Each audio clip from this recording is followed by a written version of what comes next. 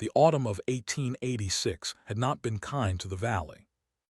Men who had farmed the same quarter section for a decade were selling equipment at prices that didn't cover what they owed. Wives were writing letters home that they never intended to send.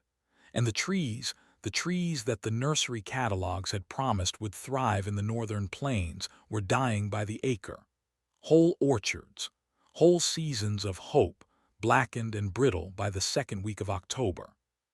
Maren did not own an orchard. What she owned was $43, a two-room house set back from the county road, and the particular kind of stubbornness that does not announce itself at meetings or demand that people take notice. She had come west with her husband 6 years before. She had stayed west without him for the past 2. There was a sale at the Haverson place that Wednesday, and she went to it the way a woman goes to a thing she has already decided about. Not to browse, not to consider. She had read the notice 3 times in as many days, and the line that stayed with her, the line she had turned over in her mind while doing every other task that week, was a short one. 73 dormant apple whips, frost touched, buyer assumes all risk. The auctioneer did not expect a serious bid. Neither did the 14 men standing in the cold who watched Maren Aldecott raise her hand and hold it there until the number stopped moving. She paid $11.30. She arranged for the trees to be hauled to her property by Friday. The men at the sale talked about it until they had warmer things to talk about.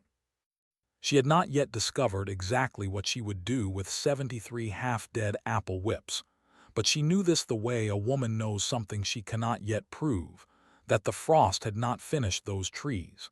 It had only changed them. What most people understood about frost-damaged trees was limited to what they had seen.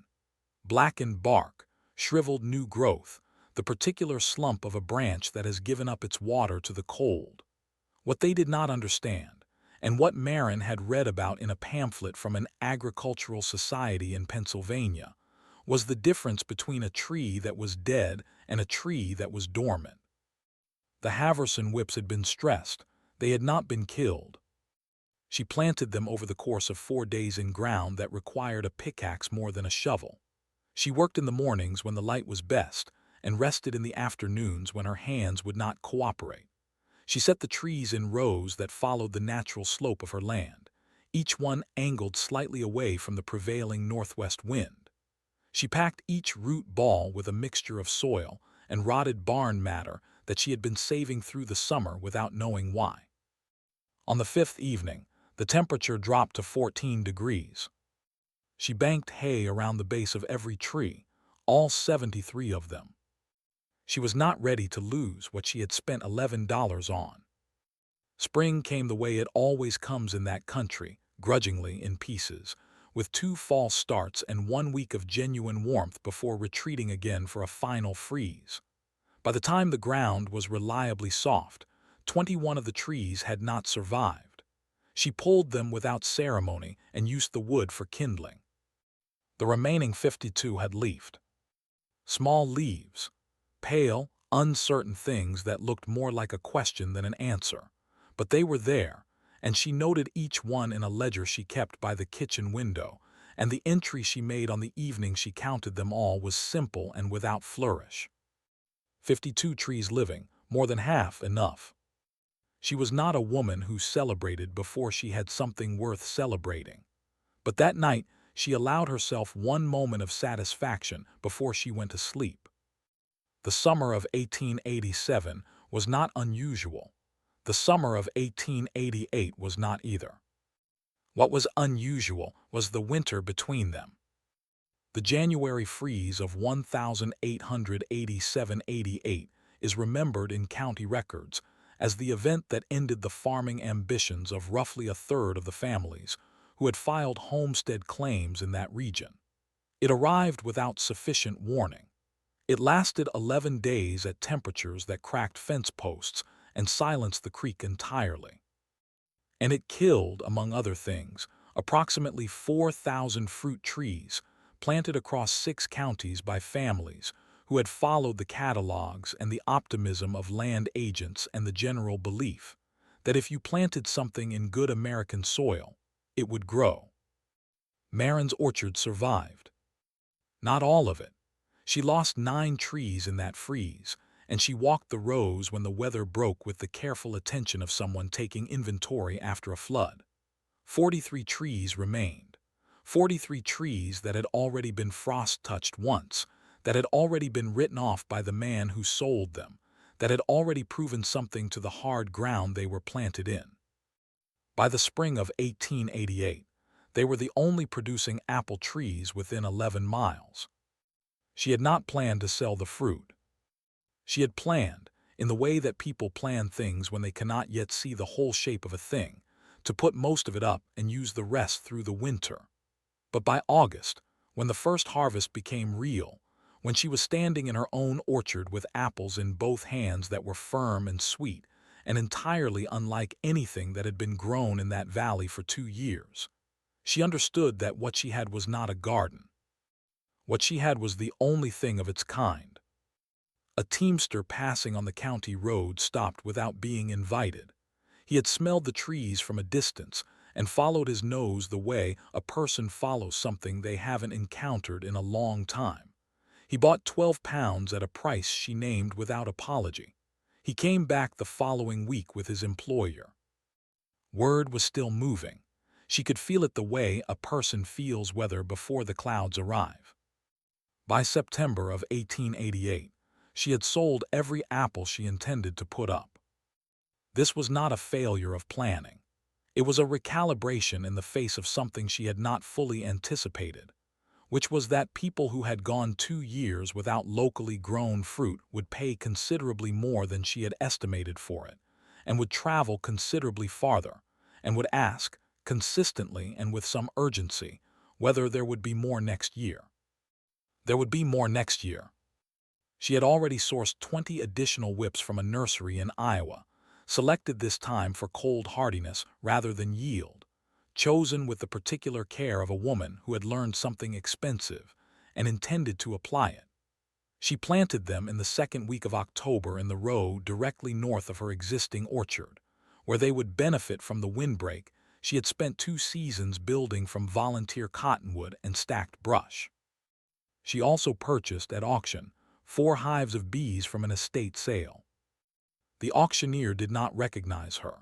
The men standing in the cold did not look at her twice. She paid a fair price and arranged transport and spent the following Sunday reading everything she could find about the relationship between pollination and fruit set. What she lacked was time, what she had was method. Her ledger for the autumn of 1888 showed a number that she did not share with anyone.